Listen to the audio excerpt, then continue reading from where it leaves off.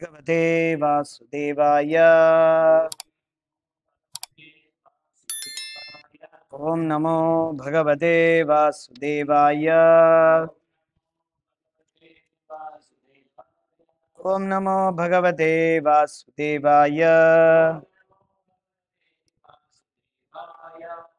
ज्ञानतिमिरान्धस्य ज्ञानाञ्जनशलाकया चक्षुरुन्मिलितं येन तस्मै श्रीगुरवे नमः। नमो विष्णुपादाय कृष्णप्रेष्ठाय भूतले श्रीमते भक्तिविकासस्वामिनिधि नामिने नमो विष्णुपादाय कृष्णप्रेष्ठाय भूतले श्रीमते भक्तिवेदान्तस्वामिनिधि नामिने नमस्ते सारस्वती देवे गौरवाणी प्रचारिणे निर्विशेष शून्यवादी पाश्चात्य देशधारिणे जय श्री कृष्ण चैतन्य प्रभु नित्यानंद श्री अद्वैत गदाधर श्रीवासदि गौरभक्तवृंद हरे कृष्ण कृष्ण कृष्ण हरे हरे हरे राम राम राम हरे हरे वागीशाय सद्गुणे लक्ष्मीर्यस्य सुरक्षितस्य आस्ते योऽन्त प्रविश्य ममाचं प्रसक्तां सज्जीवयते श्रवणत्वादीन् प्राणान् नमो भगवते पुरुषाय जगुरु हरिवाण्या कृष्ण चित्तोच्च संसार అధ్యయనం సంస్కృతి. సో ఈరోజు మనం భగవద్గీత యథాతథం భగవద్గీత యొక్క కృష్ణ కృపామూర్తి శ్రీ శ్రీమద్ అభయ చరణానంద భక్తి వేదాంత స్వామి ప్రభుపాదుల వారి యొక్క అంతర్జాతీయ కృష్ణ చైతన్య సంఘం యొక్క సంస్థాపక ఆచార్యులు వారి వచ్చి రచించినటువంటి తాత్పర్యం తెలుగులో ఇచ్చినటువంటి భగవద్గీత యథాతథం నుంచి భగవద్గీత యొక్క సారాంశం గురించి మనం తెలుసుకుందాం. సో భగవద్గీత అన్నది మొత్తం 18 అధ్యాయాలు ఉంటాయి. భగవానుడు పాడినటువంటి గీత, భగవానుడు గీసినటువంటి గీత అని కొంతమంది అంటారు. భగవానుడు గీసినటువంటి గీత కాదు, భగవానుడు పాడినటువంటి గీత అనమాట. సో భగవద్గీత. సో భగవద్గీత అనేది ఏమిటంటే మొత్తం సో భగవద్గీత అనేది ఏమిటంటే 5000 సంవత్సరాల క్రితం సాక్షాత్తుగా శ్రీకృష్ణుడు అర్జునుడికి చెప్పినటువంటి ఉపదేశం. అందుకే దీనికి ఇంకో పేరు గీతోపదేశం. ఇది భగవద్గీత అనేది అండి మొత్తం వేదాలు పురాణాలు మొత్తం వేదాల యొక్క సారాంశం కాబట్టి దీన్ని, ఉపనిషత్తుల యొక్క సారాంశం కాబట్టి దీన్ని గీతోపనిషత్ అంటారు. అంటే ఉపనిషత్తుల్లో ఇచ్చినటువంటి విషయాలే భగవద్గీతలో సాక్షాత్తుగా శ్రీకృష్ణుడే చెప్పాడు అన్నమాట. కృష్ణుడు భగవద్గీతలో ఏమంటున్నాడు?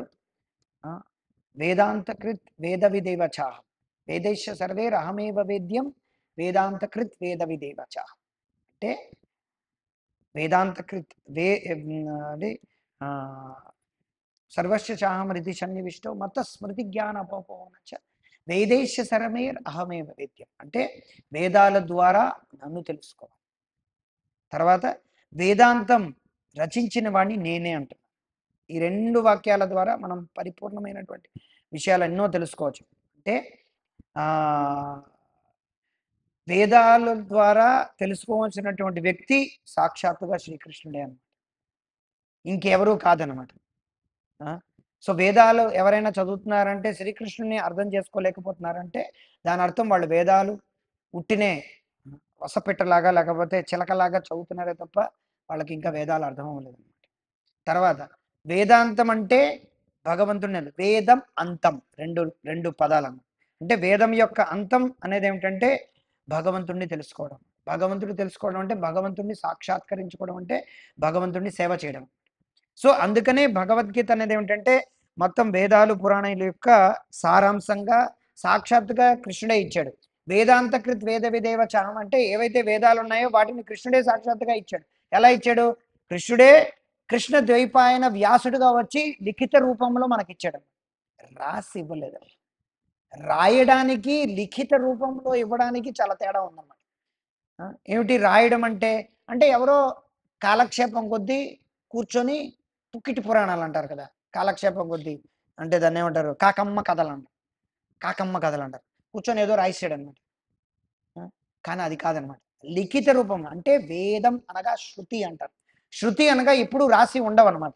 అవి గురు శిష్య పరంపరలో వాటిని గురువు శిష్యులు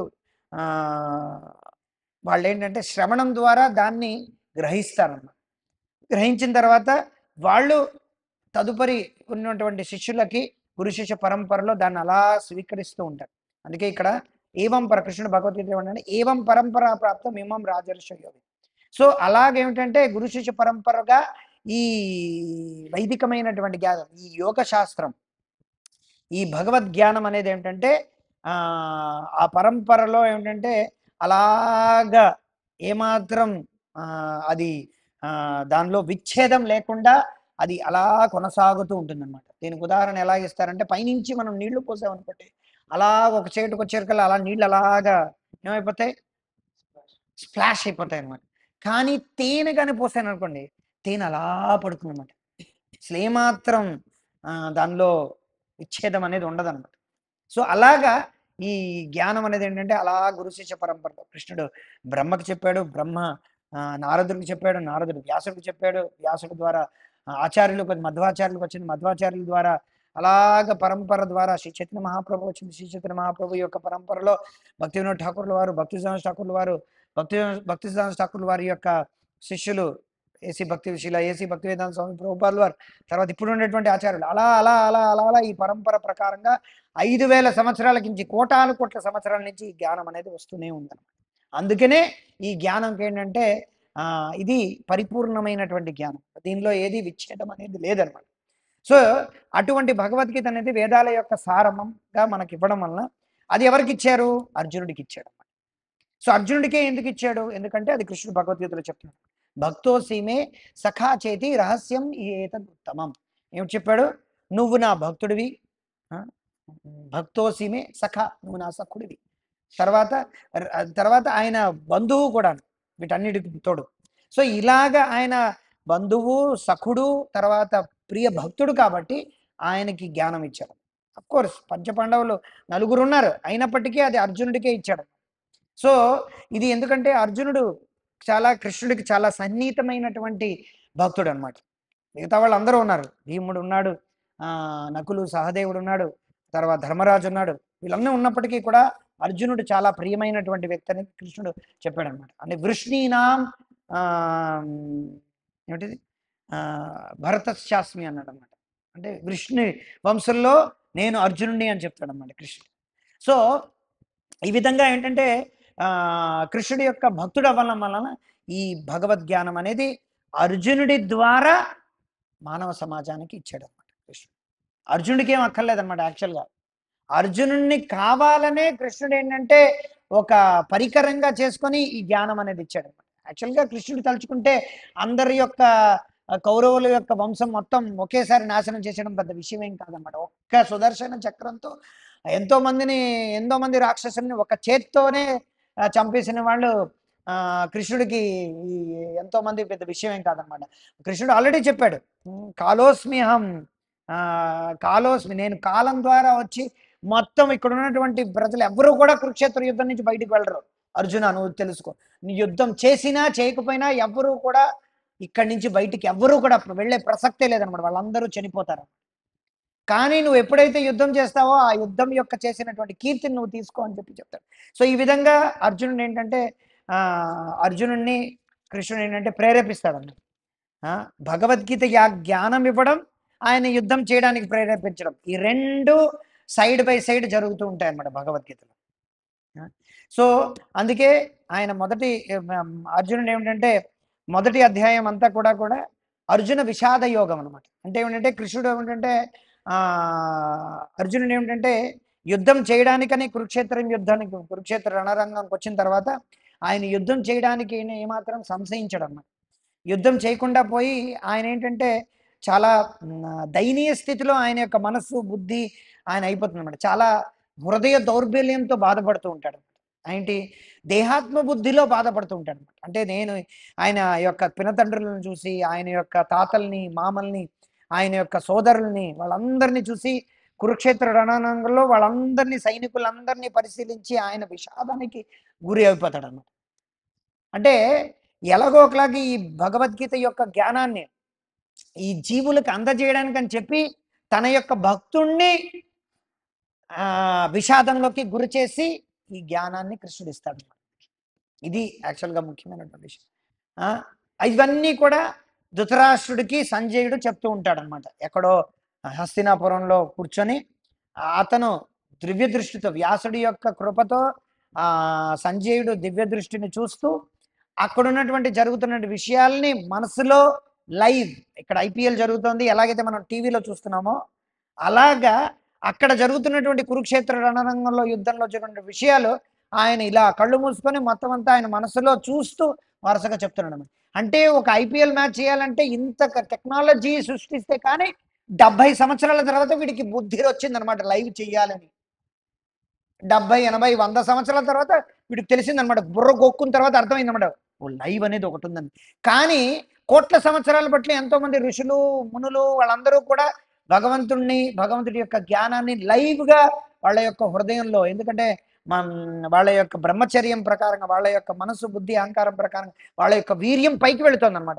ఆ రకంగా ఏమిటంటే ఊర్ధ్వరేఖం. ఆ రకంగా వాళ్ళు ఏంటంటే భగవంతుడి యొక్క జ్ఞానాన్ని పరిపూర్ణంగా స్పష్టంగా వాళ్ళ యొక్క హృదయంలో స్పష్టంగా చూస్తున్నారు అనమాట.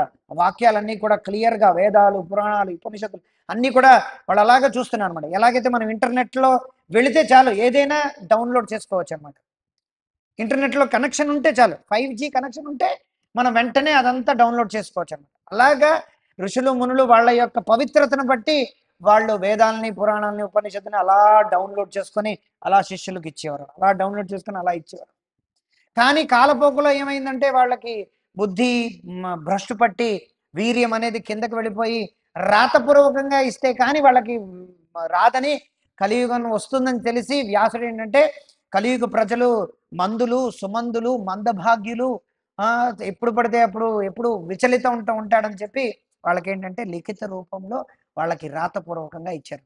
ఎవడో ఒక దగుల్బాజీ వెధవ అంటున్నాడు అన్నమాట, 50 సంవత్సరాల క్రితం ఎవడో క్రిస్టియన్ వెధవెవడో కనిపెట్టాడంటే ప్రింటింగ్ ప్రెస్, అందుకని భగవద్గీత బయటకు వచ్చింది. అంతవరకు ఈ బ్రాహ్మలు మూసేశారు అని చెప్పి కారు కూతలు కూశాడు. కానీ అలాంటిది ఏమీ లేదనమాట. భగవద్గీత యొక్క జ్ఞానం 5000 సంవత్సరాలకి మించి ఉందన్నమాట. 5000 ఎక్కడ మనం లెక్క పెట్టగలం. సో ఈ రకంగా విషాదంలో ఉండేటువంటి అర్జునుడిని మొదటి అధ్యాయం మొత్తం విషాదంలోనే గడుస్తుంది అనమాట.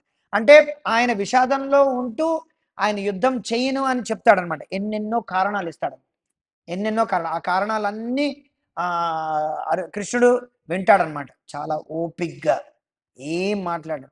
అవన్నీ వింటూ వింటూ ఏడుస్తాడు, రోధిస్తాడు.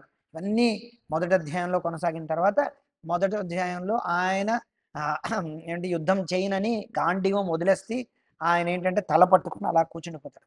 అలాంటి కూర్చున్నటువంటి వ్యక్తిని భగవద్గీత యొక్క జ్ఞానం ఇవ్వడానికి అని చెప్పి భగవద్గీత యొక్క ఎంట్రీ, కృష్ణుడి యొక్క ఎంట్రీ ఏమంటే 2వ అధ్యాయంతో ఆరంభమవుతుంది. ఇదన్నీ మొదటి అధ్యాయంలో అయిన తర్వాత 2వ అధ్యాయంలో మొదటిగా, అందుకే భగవద్గీత యొక్క జ్ఞానం అనేది దేహానికి దేహధారి అయినటువంటి ఆత్మకి కలిగేటువంటి సంబంధం ఏమిటి, ఆ రెండిటికి తేడాతో ఆరంభమవుతుంది అనమాట.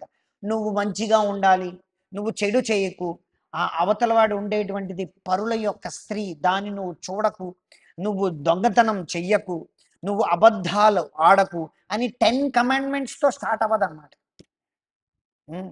10 సూత్రాలు, జెనసిస్ ఫస్ట్ చాప్టర్ బైబిల్తో స్టార్ట్ అవుతాడు.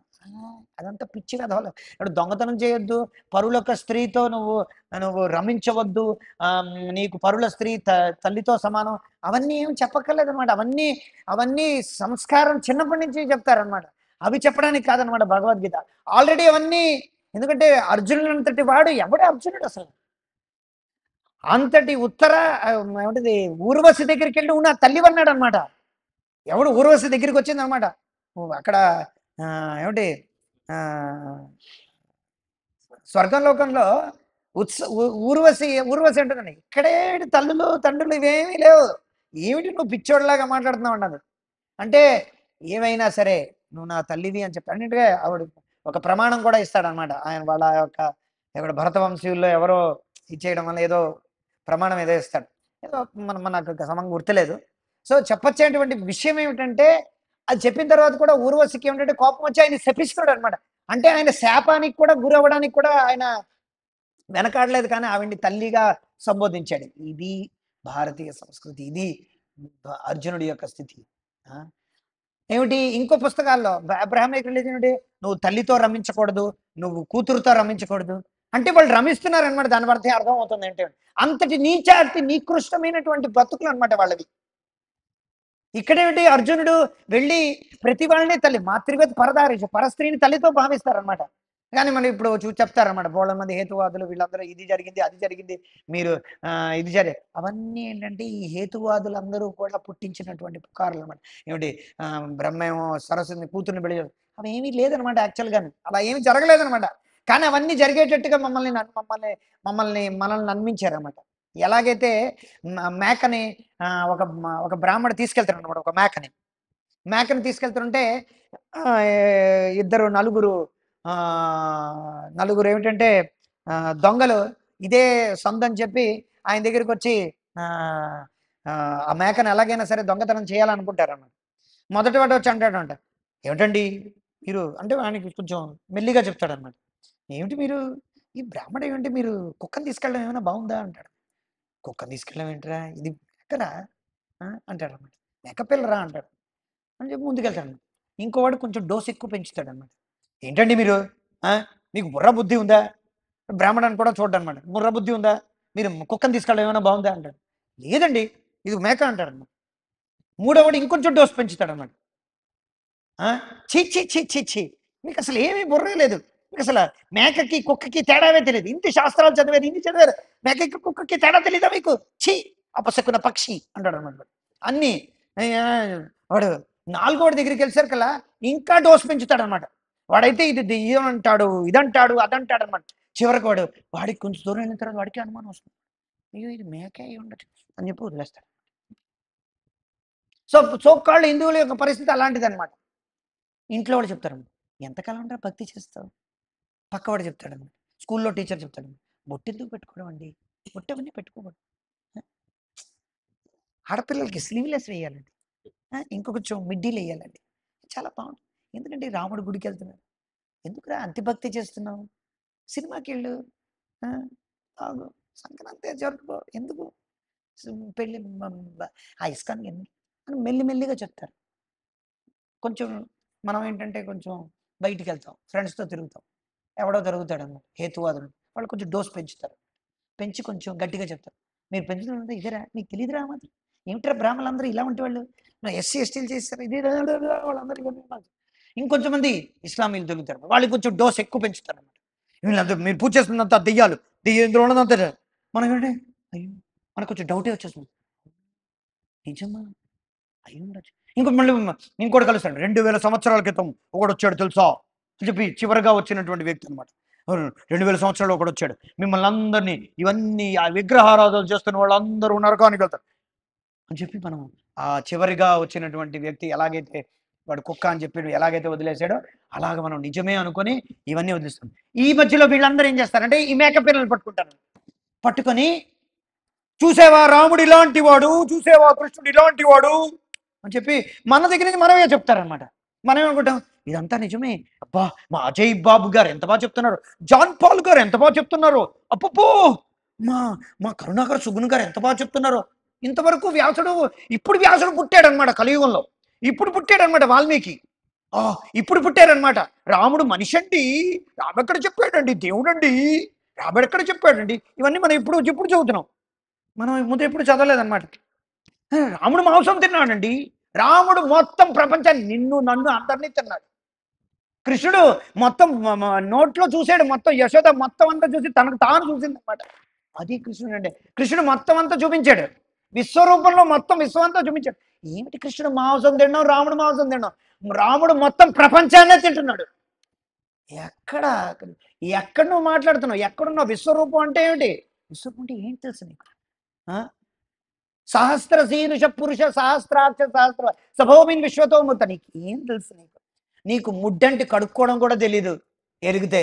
అలాంటి ఎందుకంటే అక్కడ నీళ్లు లేవు, కమలం ఉండదు, అక్కడ కమలంకి వచ్చినటువంటి ఈ మధురమైనటువంటి భ్రమరం ఉండదు, అక్కడంతా ఎడారి తెచ్చుకుంటే అక్కడ బంగారం ఉండదు, మంచి మంచి సిల్క్ ఇవే ఉండవు. కానీ ఆ దరిద్రుడు దౌర్భాగ్యుడు ఏదైతే బైబిల్ తెచ్చాడో అందులో మనకి శాంతి కనిపిస్తుంది, మనశ్శాంతి కనిపిస్తుంది, మన కాలేజీలో అర్ధనగ్నంగా తిరిగే శాంతి కనిపిస్తుంది మనకి అందులో. కనుక మనకెప్పుడు కూడా గీతాసారం అనేది ఎప్పుడు కనిపించదనమాట. అందుకనే భగవద్గీత చదవాలన్నమాట. ఎందుకని మనం అర్జునుడు లాంటి పరిస్థితిలో ఉన్నాం అనమాట.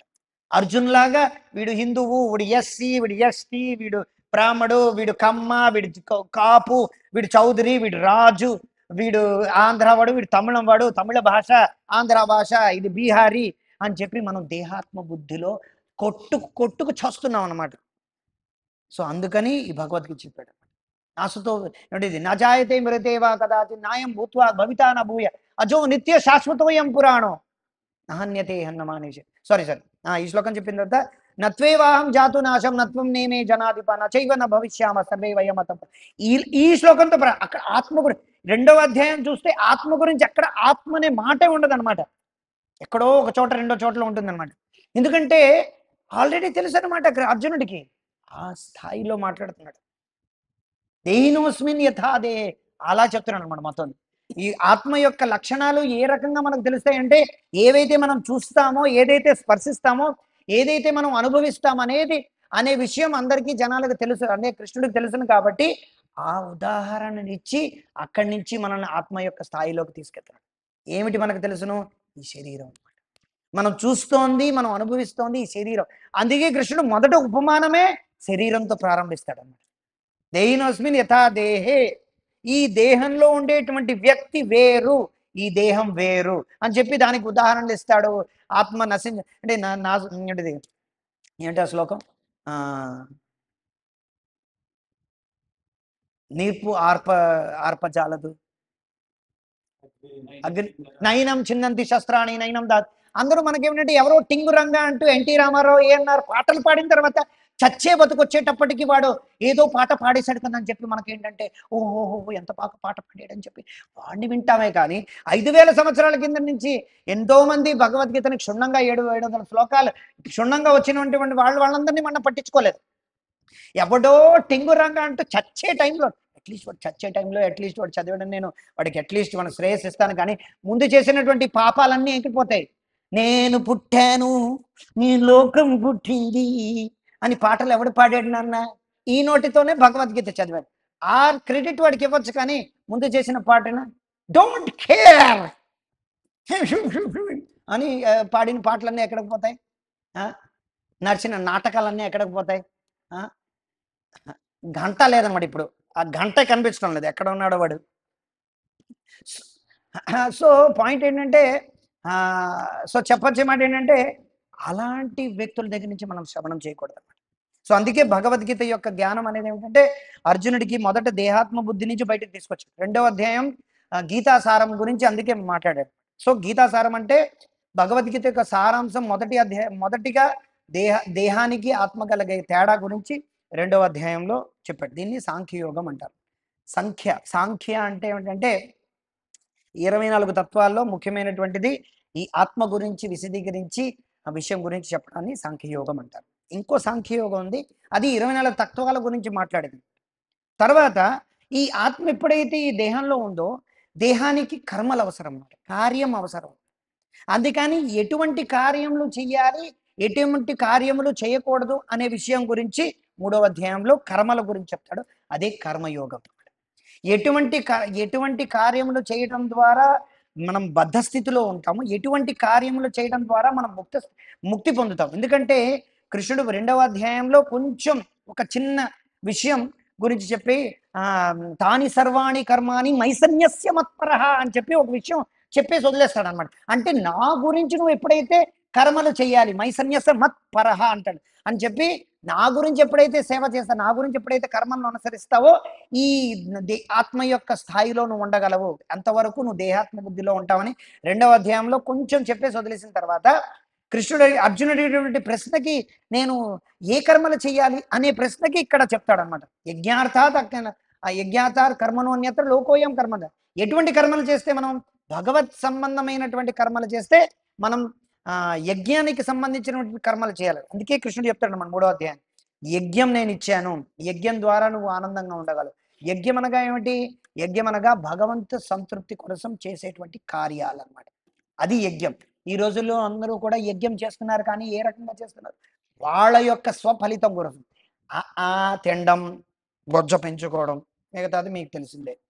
సో, అవన్నీ వాటిని మన కోసం, స్వలాభం కోసం చేయడం వలన భగవంతుడు ఏమి వాళ్ళ యొక్క విషయాలన్నిటిలోని ఏమి ఎందుకంటే వాళ్ళ యొక్క కర్మ వాళ్ళు చేసుకున్నారు. దీనిలో కర్మ యోగం లేదు. అది కర్మ మాత్రమే. సో, కర్మకి, కర్మయోగానికి తేడా భగవద్గీత యొక్క 3వ అధ్యాయంలో చెప్తాడు. ఆ కర్మయోగం అనేది ఎప్పుడైతే మనం జ్ఞానం లేకుండా చేస్తామో అది అదేమిటంటే దానిలో బంధన అనేది ఉంటుందన్నమాట. దానిలో ఏమి ఉండదు. దానిలో మనకేంటంటే జ్ఞానం లేక చేస్తాం కాబట్టి దానిలో ఏమిటంటే మనకి అది 5వ అధ్యాయం. కానీ దానికి ముందర ఏమిటంటే భగవంతుడు ఏమిటంటే కర్మయోగం ఇచ్చిన తర్వాత భగవంతుడి యొక్క ఈ ఈ యోగ శాస్త్రం ఏదైతే ఉందో అది ఎక్కడెక్కడ ఇచ్చానని భగవద్గీత యొక్క ఏమిటి చారిత్రాత్మకమైనటువంటి విషయం గురించి ఆయన స్థాపితం చేస్తాడనమాట 4వ అధ్యాయం. ఏ విధంగా ఈ భగవద్జ్ఞానం అనేది ఏ విధంగా ఇచ్చానో నా యొక్క స్థితి ఏమిటి, నేను ఎప్పుడెప్పుడు వస్తాననే విషయంలో అన్నీ కూడా 4వ అధ్యాయంలో దివ్య జ్ఞానాన్ని భగవంతుడు 4వ అధ్యాయంలో ఇస్తాడు. సో 4వ అధ్యాయం ఇచ్చిన తర్వాత చివరిగా ఏమిటంటే 4వ అధ్యాయంలో కృష్ణుడు ఏమంటాడు, ఇదంతా తెలిసినప్పటికీ ఒక వ్యక్తి కర్మ చేయడానికి జ్ఞానం అవసరం అని చెప్పి ఈ 4వ అధ్యాయంతో ముగిస్తాడు. ఎందుకంటే కర్మ చేస్తుంటే మనం అంటే కర్మ చేయడం అంటే ఏమిటి? కర్మ చేస్తుండే కర్మకి కర్మయోగానికి తేడా ఏమిటి? కర్మ చేస్తుండడం దానిలో ఫలితాన్ని తానే అనుభవించడం అనేది కర్మ. కర్మ చేస్తూ ఆ ఫలితాన్ని త్యాగం చేయడం అనేది కర్మయోగం అన్నమాట. అది త్యాగం చేయడం అనేది భగవంతుడు కావచ్చు, లేకపోతే ఇంకో విషయాలు కావచ్చు. త్యాగం అనేది ఉండాలన్నమాట అక్కడ. అంటే తాను ఫలితాన్ని అనుభవించకూడదనమాట. కర్మణ్యేవాధికారస్తే మా కర్మ ఫలేతుభ్రు మాకే సంగోస్త కర్మ కర్మేణివాధికారస్తే మా ఫలేచు కదాచల మా కర్మ ఫలేతుభ్రు మాతే సంగోస్త్వ కర్మని. సో అక్కడ అకర్మ చేయమని కృష్ణుడు చెప్తున్నాడు. ఆ కర్మ ఎలా చేయాలి? ఎందుకంటే ఆ కర్మ చేయాలంటే జ్ఞానం అవసరం. అందుకని కృష్ణుడు 5వ అధ్యాయంలో కృష్ణ భక్తి భావన యొక్క కర్మ చేయాలి. అంటే భగవంతుడి కోసమని ఏ విధంగా కైంకర్యం చేయాలి, అటువంటి జ్ఞానం ఉండేటువంటి కర్మ మనల్ని ఈ భౌతిక సంసారం నుంచి బయటపడుతుందని చెప్పి 5వ అధ్యాయంలో చెప్తాడన్నమాట. 5వ అధ్యాయం అంతా ఏమిటి? కర్మయోగమే. కాకపోతే భగవత్ సంబంధమైనటువంటి జ్ఞానంతో కర్మయోగం. ముందు జ్ఞానం లేదన్నమాట. సో అది 5వ అధ్యాయంలో కృష్ణ చెప్తాడు. సో ఈ 5వ అధ్యాయంలో కృష్ణుడు చెప్తున్నాడు. 5వ అధ్యాయంలో ఇదంతా అయిన తర్వాత అందుకే చెప్తాడు ఏంటిది, బాహ్యానికి అన్ని కర్మలు చేస్తున్న అంతరంగంలో వాటి ఫలితమును త్వజించే వివేకవంతుడు దివ్య జ్ఞానాగ్నిచే పవిత్రుడై శాంతిని అసంగత్వం అనగా అసంగత్వం అంటే సత్సంగం కానటువంటిది అనమాట. తర్వాత ఓర్పును, ఆధ్యాత్మిక దృష్టిని, ఆనందమును పొందుతాడనమాట. 5వ అధ్యాయం యొక్క సారాంశం. ఈ 5వ అధ్యాయం సారాంశం తర్వాత ఏమిటంటే ఆయనకి ఇప్పుడు 5వ అధ్యాయం తర్వాత ఏమిటవుతుందంటే ఈ కర్మలు చేస్తుంటాడు. కానీ భగవంతుడు ఇక్కడ 5వ అధ్యాయంలో ఈ విషయం చెప్పిన తర్వాత 6వ అధ్యాయానికి వచ్చేటప్పటికి అర్జునుడు ప్రశ్న అడుగుతాడు అన్నమాట. మనం చూద్దాం ఒక్క నిమిషం.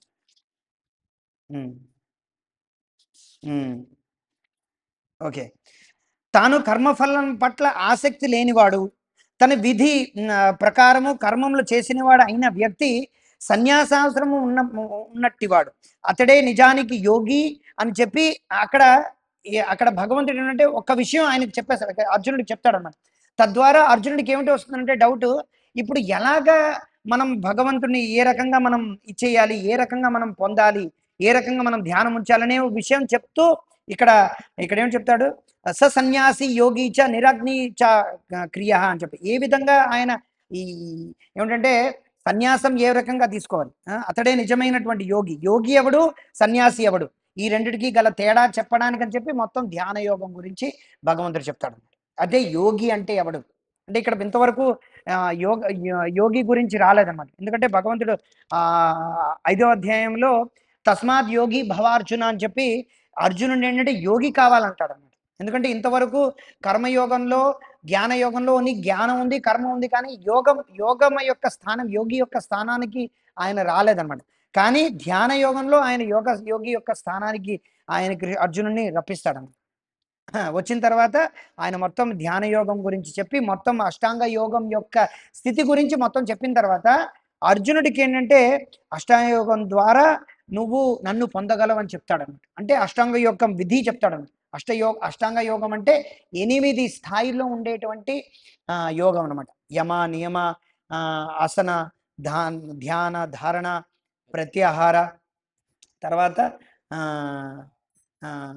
సమాధి, ఇంకోటి ఏంటి మర్చిపోయాను మధ్యలో, యమ నియమ ఆసన యమ నియమ ప్రాణ ప్రాణ కాదు,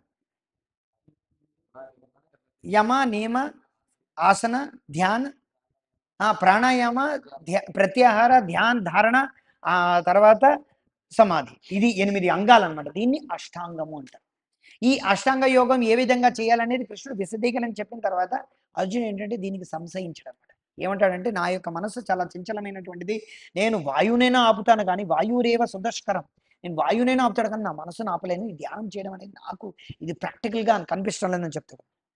సో ఈ ప్రాక్టికల్ కానటువంటిది ఏంటంటే అర్జునుడు ఏం చెప్తాడంటే కానీ ఇది అభ్యాస యోగం, ఈ అభ్యాసం ద్వారా నువ్వు చేయగలవని చెప్పి కృష్ణుడు ఏమిటంటే నన్ను ఎవరైతే ధ్యానం ఉంచుతారో అతనే నిజమైనటువంటి యోగి అని చెప్పి కృష్ణుడి 6వ అధ్యాయాన్ని ముగించిన తర్వాత తన గురించి నిజమైనటువంటి ఆ పరమ సత్యం ఏమిటో 7వ అధ్యాయంలో చెప్తాడన్నమాట. ఇక్కడ అందుకే చెప్తాడన్నమాట 7వ అధ్యాయంలో, ఈ 6వ అధ్యాయం తర్వాత 7వ అధ్యాయంలో భగవద్ దివ్య జ్ఞానం, భగవంతుడి యొక్క జ్ఞానం, శ్రీకృష్ణుడి యొక్క పరతత్వమైనటువంటి జ్ఞానము, పరమైనటువంటి కారణము, భౌతికమైనటువంటి ఆధ్యాత్మిక జ్ఞానం గురించి, అలాగ భగవంతుడు ఏ రకంగా పోషిస్తున్నాడు, భగవంతుడి యొక్క శక్తులు ఏ రకంగా వస్తున్నాయి, మహాత్ములైనటువంటి వ్యక్తులు ఎలాగా భగవంతుడి భక్తి చేస్తున్నారు, దురాత్మలు ఏ రకంగా భగవంతుడిని ద్వేషిస్తున్నారు అనే వ్యక్తుల గురించి ఈ 7వ అధ్యాయంలో చెప్పిన తర్వాత ఆ భగవంతుణ్ణి కొంతమంది ఎలా పొందుతారు, కొంతమందిని భగవంతుణ్ణి తప్ప అన్యుల్ని ఎలా పూజిస్తారు అని చెప్పి ఆ దేవతలకి భగవంతుడికి తేడా ఏమిటో 7వ అధ్యాయంలో, ఈ 8వ అధ్యాయంలో చెప్పిన తర్వాత అటువంటి వ్యక్తులు ఎక్కడికి వెళతారు, వాళ్ళ యొక్క గమ్యాలు ఎలా ఉంటాయి అనేది 8వ అధ్యాయంలో భగవత్ ప్రాప్తిలో భగవంతుడు చెప్తాడు. సరే 7వ అధ్యాయంలో భగవంతుడి గురించి చెప్పిన తర్వాత భగవంతుడికి మిగతా దేవతలకి తేడా ఏమిటో చెప్తాడన్న కృష్ణుడు. చెప్పిన తర్వాత ఏ ఏ లోకాల్లో ఉండేటువంటి వ్యక్తులు ఏ ఏ రకంగా వాళ్ళని ఎలా పొందుతారు, మరణ సమయంలో ఎలా పొందుతారు అనేది, ఏ ఏ కాలంలో మరణిస్తే, అంటే ఉత్తరాయణంలో మరణించిన వ్యక్తి, దక్షిణాయనంలో మరణించిన వ్యక్తి, చీకటిలో మరణించిన వ్యక్తి, వెలుగులో మరణించిన వ్యక్తి, శుభ గడియల్లో మరణించిన వ్యక్తి, శుభ గడియలు కానటువంటి మరణించిన వ్యక్తి, కానీ వీటన్నిటికీ అతీతంగా ఉండేటువంటి వ్యక్తి. ఎందుకంటే అర్జునుడు చెప్తాడు అనమాట కృష్ణుడు, నువ్వు వీటన్నిటికీ అతీతంగా ఉన్నావు, నువ్వు వీటన్నిటి గురించి ఇవ్వట్లేదంటే భక్తులు ఏ రకంగా ఉన్నారు అనే విషయం గురించి కూడా 8వ అధ్యాయంలో చెప్పిన తర్వాత 8వ అధ్యాయం ఆ రకంగా పూర్తి చేసిన తర్వాత 9వ అధ్యాయంలోకి భగవంతుడు ఏమిటంటే ఈ గుహ్యమైనటువంటి భగవద్గీత యొక్క జ్ఞానం అనేది ఏ విధంగా రాజగుహ్యమైనటువంటిది, రాజవిద్య అయినటువంటిది జ్ఞానం గురించి 9వ అధ్యాయంలో ఆయన చెప్తాడు. 9వ అధ్యాయం రాజవిద్య రాజగుహ్య యోగం. అంటే కృష్ణుడే దేవాది దేవుడు, పరమ ఆరాధ్య విషయము, దివ్యమైన భక్తియుక్త సేవ ద్వారా ఆత్మ నిశ్చితమైన అతనితో సంబంధము కలిగి ఉన్నది. విశుద్ధ భక్తిని జాగృతము ఏ విధంగా చేసుకోవాలి, తద్వారా మనిషి ఆధ్యాత్మిక జగత్తులోకి శ్రీకృష్ణుడి దగ్గరికి ఎలా వెళతారనేది 9వ అధ్యాయంలో చెప్పిన తర్వాత తన యొక్క విభూతుల గురించి 9వ అధ్యాయంలో కొంచెం చెప్పిన తర్వాత 10వ అధ్యాయంలో మొత్తం ఆయన గురించి, మొత్తం ఆయన యొక్క విభూతులన్నిటి గురించి, ఆయన యొక్క అంటే ఏమిటంటే మొత్తం ప్రపంచమంతా భగవంతుడు తప్ప అన్యం లేదు అనే విషయాల గురించి, భగవంతుడి యొక్క విభూతి యోగం గురించి 10వ అధ్యాయంలో ఆయన చెప్తాడు. తర్వాత ఆయన ఇది నిరూపించడానికి అని చెప్పి అర్జునుడు ప్రశ్నించినటువంటి విషయం గురించి, అర్జునుడు ఏం ప్రశ్నించారంటే ఫ్యూచర్లో చాలా మంది వస్తారు, వాళ్ళే భగవంతుడు అని చెప్తారు, వాళ్ళకి మీకు మరి తేడా ఏంటి, మరి వాళ్ళని ఎలా నమ్మేది, ఫ్యూచర్లో వచ్చిన చెప్పడానికి కృష్ణుడు అంటే విశ్వరూపాన్ని చూపిస్తాడు అనమాట. అంతేగాని విశ్వరూపం కృష్ణుడు అర్జునుడు చూపాల్సిన అవసరం లేదన్నమాట. ఎందుకంటే సాక్షాత్తుగా భగవంతుడు అక్కడ ఉన్నాడు. అర్జునుడికి భగవంతుడు ఎదురుకుండా ఉండడానికి ఉంటుంటే విశ్వరూపం చూపించాల్సిన అవసరం ఏంటి, దానికి దివ్యమైనటువంటి జ్ఞానం ఇవ్వడానికి అవసరం లేదన్నమాట. కానీ ఫ్యూచర్లో అందరూ కూడా వాడు బాబా, నేను దేవుణ్ణి, ఈ బాబా దేవుణ్ణి అని చెప్పుకుంటారు కాబట్టి వాళ్ళకి చూపించడానికి చెప్పి కాలం ఎలా పనిచేస్తుంది, 3 గుణాలు ఎలా పనిచేస్తున్నాయి, మృత్యువు ఎలా వస్తుంది, మొత్తం 11వ అధ్యాయంలో విశ్వరూపం చూపిస్తే ఆయన మొత్తం విశ్వంలో ఉండేటువంటి దేవీ దేవతలు అందరూ కూడా ఆయన యొక్క అంగములే అని చెప్పి 11వ అధ్యాయంలో ఆయన నిరూపిస్తారు. తర్వాత 11వ అధ్యాయంలో చివరిలో కృష్ణుడు చెప్పండి, నా గురించి మత్కర్మ కృత్ మత్పరమః, నువ్వు నన్ను చేరుకోవాలంటే నా గురించి కర్మలు చెయ్యి అని చెప్పి భక్తి యోగం యొక్క ఒక చిన్న ఆమ్, ఆ, కేంద్ర బిందువు ఇస్తాడన్నమాట. ఇచ్చిన తర్వాత 12వ అధ్యాయంలో కృష్ణుడికి ఎలా మనం భక్తి చేయాలని భక్తి యోగం గురించి చెప్తాడు. భక్తి యోగం గురించి చెప్పిన తర్వాత 13వ అధ్యాయంలో ప్రకృతి గురించి చెప్పి, తర్వాత పురుషుడి గురించి చెప్పి, చైతన్యం గురించి చెప్పి, ఈ ప్రకృతి యొక్క బంధనంలో ఈ ఈ ఈ జీవుడు ఎలాగ బద్ధుడై అవుతాడు, ఎలాగ ఆయన యొక్క కారణం భగవంతుడు కాదు, కారణం ప్రకృతి వలన 3 గుణాల్లో బద్ధుడవుతాడు అనే వ్యక్తి అన్నమాట. అంటే ఈ పురుషుడు ఏమిటంటే, ఈ ఆత్మ అనేది ఏమిటంటే ఈ 3 గుణాల్లో ఇక సంపర్కం రావడం వలన ఆయన ఏంటంటే ఇక్కడ త్రిగుణాల్లో బద్ధులయ్యి ఈ భౌతిక సంసారంలో వాళ్ళు ఏంటంటే కొట్టుమిట్టాడడం అనేది 13వ అధ్యాయంలో చెప్పిన తర్వాత ఆ 3 గుణాలు ఏమిటో 14వ అధ్యాయంలో 3 గుణాల యొక్క 3 గుణాల్లో అంటే 3 గుణాల గురించే చెప్తాడు. సత్వగుణం అంటే ఏమిటి, రజోగుణం అంటే ఏమిటి, తమో గుణం అంటే తమో గుణం, సత్వ రజస్ తమో గుణాలకున్న అతీతమైనటువంటిది ఏమిటి, ఆ అతీతంగా ఎలా ఇవ్వాలి అంతా కూడా 14వ అధ్యాయంలో చెప్పిన తర్వాత ఆ ఈ ఆత్మ గురించి విశ్లేషణాత్మకంగా చెప్పిన తర్వాత ఈ ఆత్మ అనేది ఈ భౌతిక శరీరంలో ఉంది, కానీ ఈ భౌతిక శరీరంలో ఇంకో వ్యక్తి ఉన్నాడు, ఆ వ్యక్తి గురించి ఎవరు అని చెప్పడానికి పురుషోత్తమ యోగం అనగా పరమాత్మ గురించి పురుషోత్తమ సాక్షాత్తుగా శ్రీకృష్ణుడే నా యేసు యొక్క హృదయంలోనే, అల్లా యొక్క హృదయంలోనే, తర్వాత క్రిస్టియన్స్, ముస్లిమ్స్, హిందూస్, నాస్తికులు, ఆస్తికులు, అంబేద్కర్లు, ఎస్సీ, ఎస్టీ, బీసీ, అమెరికన్లు అందరు హృదయాల్లో, పుక్క నక్క పంది పిల్లి ఈ 80 లక్షల జీవరాశులు అందరి హృదయాల్లో ఆయన ఉన్నాడని చెప్పడానికి 14వ అధ్యాయం పురుషోత్తమ యోగం 15వ అధ్యాయం చెప్పాడన్నమాట. తర్వాత ఆయన ఏంటంటే కొంతమంది ఈ పరమాత్మని దూషిస్తారు, కొంతమందిని పరమాత్మని ద్వేషిస్తారని చెప్పి 2 రకాలైనటువంటి జీవులు ఉన్నారు. వాళ్ళు కొంతమంది దైవం యొక్క గుణాలతో ఉండేవాళ్ళు, కొంతమంది అసుర గుణాలతో ఉండేవాళ్ళు అని చెప్పి 16వ అధ్యాయంలో ఆయన ఏమిటంటే దైవాసుర సంపత్ విభాగ యోగం గురించి కృష్ణుడు చెప్తాడు. ఇది 16వ అధ్యాయం. తర్వాత ఈ రకమైనటువంటి శ్రద్ధ ఎవరికి ఉండే 16వ అధ్యాయం కొంతమందికి శాస్త్రం ఇదండి. 16వ అధ్యాయం ఏంటంటే 17వ అధ్యాయం ఏంటంటే 16వ అధ్యాయం ఈ దైవ గుణాలు ఉన్నటువంటి వ్యక్తులకి, అసుర స్వభావం ఉన్నటువంటి వ్యక్తులకి మధ్యన ఉన్నటువంటి విషయ తేడా గురించి చెప్పి అక్కడితో వచ్చిన తర్వాత అర్జునుడు ప్రశ్నిస్తాడు అన్నమాట. కానీ కొంతమంది శాస్త్రాలను నమ్ముతారు, కొంతమంది శాస్త్రాలని నమ్మరు. కానీ వీటిలో కూడా కొంతమంది సత్వగుణంతో ఉంటారు, రజగుణంతో ఉంటారు, తమోగుణంతో ఉంటారు.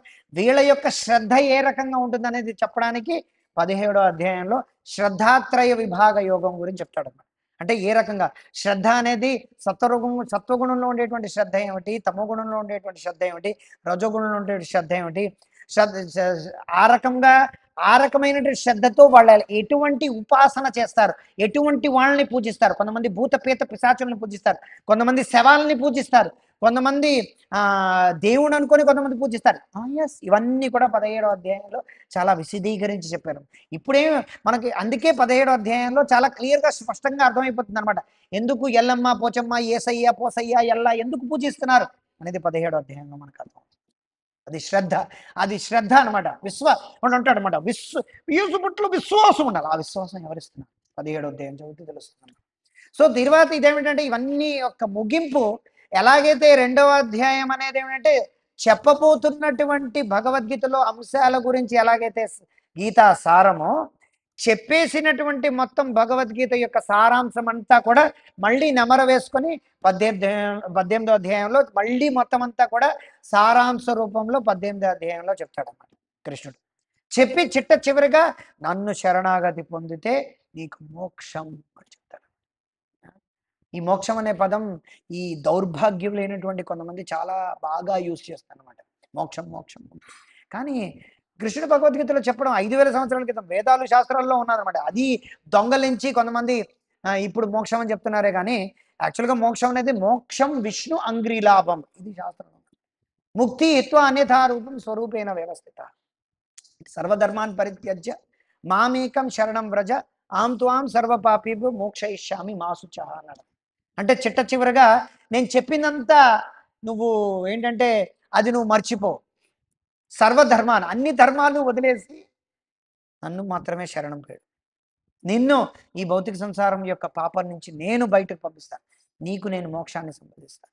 మోక్షాన్ని నేను నేను నీకు అందజేస్తాను.